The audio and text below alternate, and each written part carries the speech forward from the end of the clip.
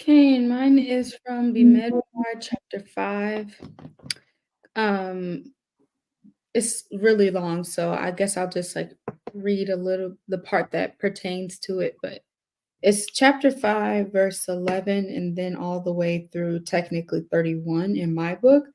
But it's the law concerning unfaithful wives. At least that's what the title says in my book.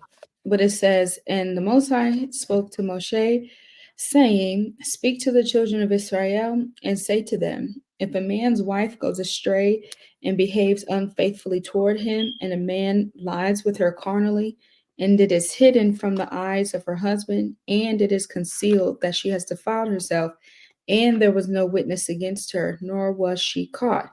If the spirit of jealousy comes upon him and he becomes jealous of his wife who has defiled herself, or if the spirit of jealousy comes upon him and he becomes jealous of his wife, although she has not defiled herself, then the man shall bring his wife to the priest. He shall bring the offering required for her, 1/10 of an ephah of barley meal. He shall pour no oil on it and put no frankincense on it, because it is a grain offering of jealousy, an offering for remembering, for bringing iniquity to remembrance. And just the little small part of what basically is going to happen.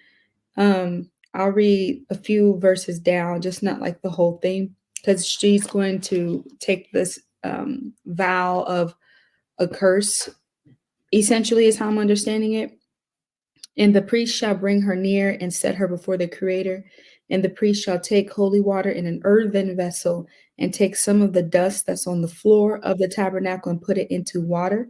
Then the priest shall stand the woman before the Creator, uncover the woman's head, and put the offering for the remembering in her hands, which is the grain offering of jealousy. And the priest shall have his hand, and the priest shall have in his hand the bitter water that brings a curse.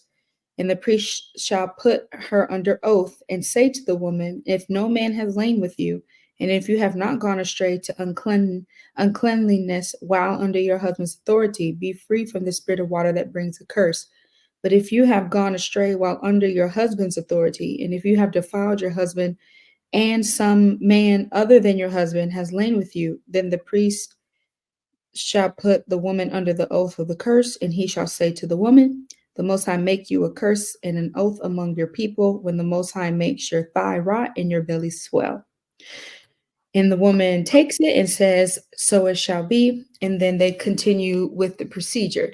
So there was really no particular reason why I chose this law. I just kind of flipped the book, put my finger out, and it landed on this. So this is what I'm bringing forth today. And seeing as though we had a lot of scriptures in the previous part 1 class that dealt with men and women, but particularly women for that one chapter, 26, I think. No, maybe it was 25. I think it's kind of fitting, at least, to because that chapter talked about a lot of do's and don'ts that particularly a woman shouldn't do, should and shouldn't do. And I put in a comment um, in the first part, and I basically said, like, this seems like a great chapter for any wife to read, but young wives specifically, especially if you were not taught how to be a wife and you're kind of learning on the job. So I kind of like commented that earlier, but so I guess this is just kind of like going into it a little bit more, kind of, because it just concerns wives. But this is basically the law of jealousy. Now, this is verse 21, 29. This is the law of jealousy. When a wife, while under her husband's authority, goes astray and defiles herself, or when the spirit of jealousy comes upon a man and he becomes jealous of his wife, then he shall stand the woman before the Creator, and the priest shall execute all this law upon her.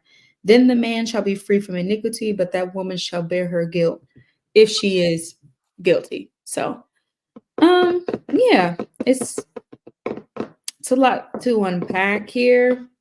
It's a very hefty law. This kind of confuses me about like adultery. Like, I thought if a woman or if a man or a woman, if they were found to be adulterers, then they would be stoned to death. But this sounds like if this woman, I guess, was I'm not sure. Like she wasn't found out, so now she has to go through a different type of procedure. And if it turns out that she actually did commit adultery, then she's cursed instead of being stoned to death, I think. I'm just not sure why there are two different kinds of punishments in for that. But I guess that's my question. But You answered it right. She wasn't found out. They had no witnesses. So therefore, she wasn't found out and they couldn't stone her. But can you start at verse 27 and read down to 29, 27, 28? 27. When he has made her drink the water, then it shall be, if she has defiled herself and behaved unfaithfully toward her husband, that the water that brings a curse will enter her and become bitter, and her belly will swell, her thigh will rot, and the woman will become a curse among her people. Now But that's the punishment or the judgment that comes upon her if she sneakily got away with committing adultery. But the thing is that people got to understand this. You don't actually have to physically lay down with someone to commit adultery. You can commit adultery in your mind.